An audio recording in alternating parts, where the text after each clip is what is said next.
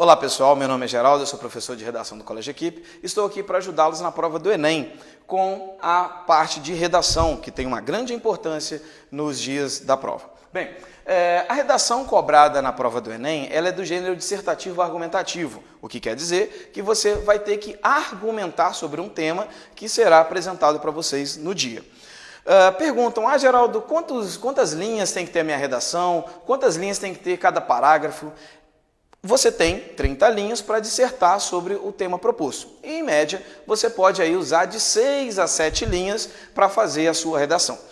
Eu sugiro que você use uma redação de 4 parágrafos, uma redação de 4 parágrafos de 7 linhas, 7 vezes 4, 28. A sua redação pode ou não ter título. Você não é penalizado se você não colocar um título na sua redação, tudo bem?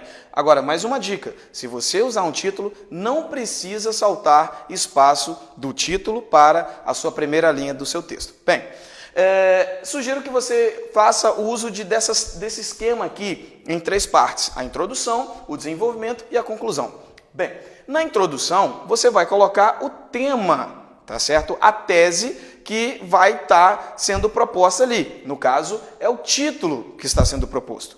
Na segunda parte, o desenvolvimento, você vai usar 2 parágrafos. Um parágrafo você está corroborando, defendendo aquilo que está sendo proposto. E no segundo parágrafo, você pode fazer a oposição de ideias, fazer uma contraposição dos fatos. E no 4º parágrafo, você vai usar como uma conclusão, apresentar a proposta de intervenção. Tá legal? Mas, Geraldo, o que eu vou colocar na minha redação? Bem, na hora de você fazer o seu rascunho, eu sugiro que você use essas 6 perguntas aqui. Essas 6 perguntas têm a condição de ajudá-lo a fazer um bom rascunho e, consequentemente, depois passar para a prova com mais tranquilidade. Quais são as 6 perguntas? Primeira delas, qual o problema? Bem, essa resposta você já tem na proposição do tema. Tá legal? E desde 2009, quando o Enem tomou essa nova proporção, vocês vão perceber que os temas invariavelmente são tratados de aspectos brasileiros, nacionais, independente do cenário internacional. Tá legal? Então você tem a questão da publicidade infantil, a questão da lei seca, de intolerância religiosa, a persistência da violência contra a mulher. Invariavelmente, os temas são de aspectos nacionais. Fique ligado nisso. Então, a primeira pergunta já está lá respondida para você. Agora, as outras perguntas, por que se trata de um problema? Bem, aí agora você tem que fazer uma análise social. E geralmente, os temas de redação, eles trabalham com a questão das minorias. É muito importante você ter uma visão social, você ter uma análise sociológica do que acontece ao seu redor, independente da sua classe social, porque os temas, eles sempre são voltados para aspectos das minorias, seja através de negros, seja através de homossexuais, através de minorias religiosas ou outras minorias. Então, é sempre importante vocês ficarem ligados nisso. Também questões ambientais são muito relevantes na prova do Enem. Quais são as causas para tal problema? E aí agora você tem que fazer uma análise histórica, você entender quais foram os antecedentes que levaram a esses fatos. Tudo bem? Então é muito importante que você saiba fazer um levantamento social e principalmente histórico dos fatores que levaram a ter esse tema no dia da sua prova lá. Bem, então nós temos agora a 4ª pergunta. Há alguma solução? Sim, sempre há alguma solução. E é nesse momento que você consegue mostrar para o seu avaliador o seu repertório cultural, tá? Todo o momento que você teve de leitura, o seu conhecimento sociológico, o seu conhecimento antropológico, de leituras de pensadores, filósofos, sociólogos, conhecimentos gerais, é neste momento que você mostra para ele a aplicabilidade. Porque o avaliador, a prova do Enem, não espera que você venha com uma solução inédita, que você venha com uma fórmula pronta. Mas ele espera, pelo menos, que você seja capaz de ser coerente com seus argumentos. E é isso que você tem que demonstrar para ele. Quanto mais você usar o chamado discurso da autoridade, o que é o discurso da autoridade? É você conseguir apresentar para o seu avaliador filósofos que façam coerência com o que você está dizendo, tá certo? Novas teorias, pensamentos relevantes, segmentos que solidifiquem aquilo que você está apresentando no seu texto dissertativo argumentativo.